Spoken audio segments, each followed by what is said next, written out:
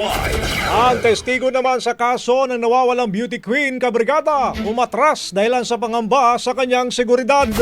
Brigada Katrina Honson, ibrigada mo! Brigada Live Report.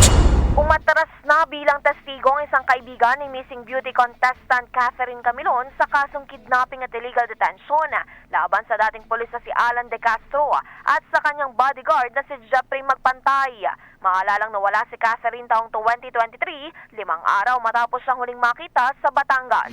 Ayon sa kapatid ni Camilon na si Chingsing Camilon, nagsumiti na ng liham sa Regional Trial Court sa Batangas ang testigo, kung saan binanggit nito ang pangamba sa sariling kaligtasan bilang dahilan ng pag-atras. Anya, nakatatanggap daw umano ng death threats ng testigo at pakiramdam niyang may mga taong palaging sumusunod sa kanya.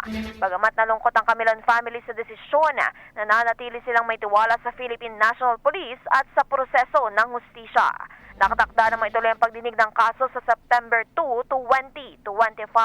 In the heart of changing lives, ako, si Brigada Katrina Honson ng 105.1 Brigada News sa Manila, The Musica News. Also, Brigada Balita Nationwide. Ang bahaging ito ay hatid sa atin ng Guard C Plus with Zinc Capsule. Always protektado ang kalusugan.